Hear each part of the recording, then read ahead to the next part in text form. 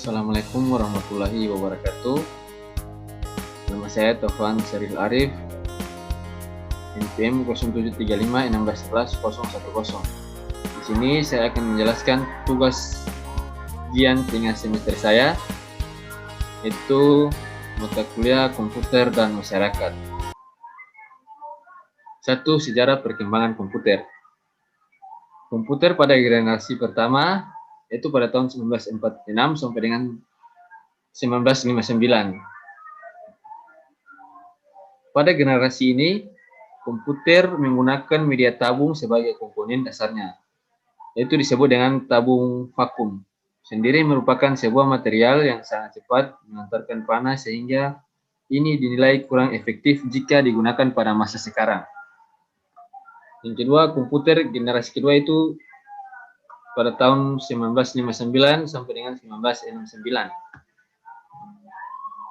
Pada generasi kedua ini, komputer tidak lagi menggunakan tabung vakum sebagai medianya, melainkan teknologi transistor kadang-kadang adalah cikal bakal dari terciptanya komputer ini. Baik, yang ketiga, komputer pada generasi ini terjadi pada tahun 1969 sampai dengan 1971 hingga sekarang. Komputer pada generasi ini sudah tidak lagi menggunakan transistor apalagi tabung vakum, melainkan telah beralih menggunakan teknologi integrated circuit. Dan yang terakhir, generasi keempat itu terjadi pada tahun 1979 sampai sekarang yang disebut dengan mikroprosesor. Pada generasi keempat ini, komputer berjenis mikroprosesor yang bahkan masih digunakan hingga sekarang dan masih kita lihat pada umumnya. Komputer generasi keempat ini adalah salah satu contoh perkembangan teknologi menuju ke arah yang lebih praktis dan lebih efisien.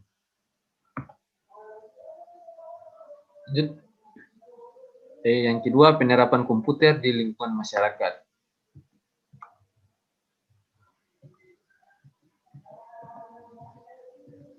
Baik, di sini ada terdiri dari perbankan, perdagangan, bisnis, kesehatan, pemerintahan, dan pendidikan. Kali ini saya akan menjelaskan penerapan komputer di lingkungan masyarakat pada kesehatan.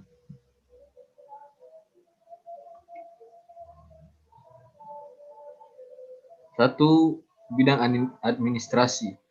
Dengan adanya komputer di dalam dunia administrasi ini sangat membantu di dalam penyimpanan, pengelompokan, dan pengolahan data. Bidang farmasi. Dalam bidang obat-obatan ini, komputer juga berperan sangat penting dalam farmasi. Misalnya untuk merekod resep dan dosis, serta menyimpan data harga obat-obatan tersebut. Dan yang ketiga, mendiagnosa suatu penyakit. Dengan adanya komputer DNA yang sudah dirancang khusus di dalam bidang ini, suatu penyakit bukan hal yang sulit lagi karena dengan menggunakan komputer akan lebih cepat, mudah, dan akurat. Dan yang terakhir, monitoring status pasien.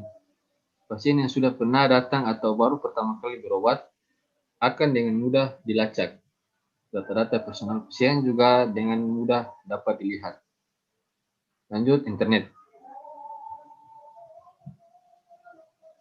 Pengertian dari internet ini adalah suatu jaringan komputer yang memiliki fungsi untuk menghubungkan antara satu media elektronik dengan media elektronik yang lain dengan cepat dan tepat.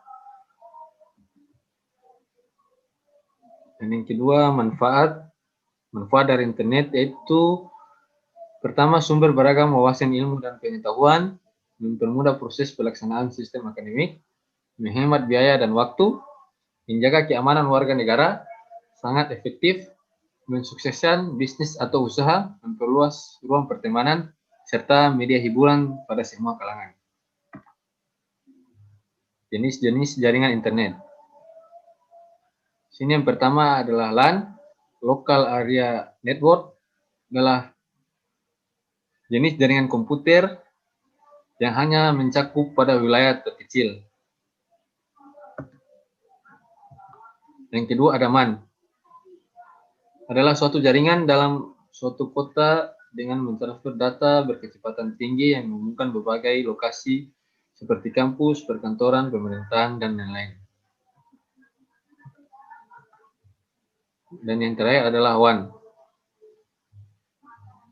Jenis jaringan ini digunakan menghubungkan jaringan area lokal yang satu dengan jaringan lokal yang lain sehingga pengguna atau komputer di lokasi yang satu dapat berkomunikasi dengan pengguna komputer di lokasi yang lain atau jangkauannya sangat luas.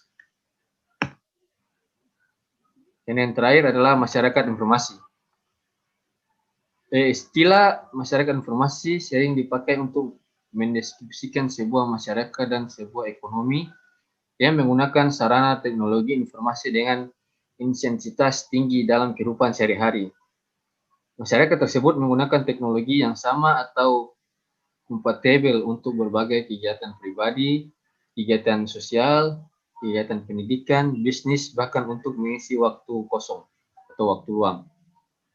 Teknologi ini tersebut mempunyai kemampuan untuk mengirim, menerima, dan pertukaran data digital dengan cepat antara tempat-tempat terlepas dari jarak.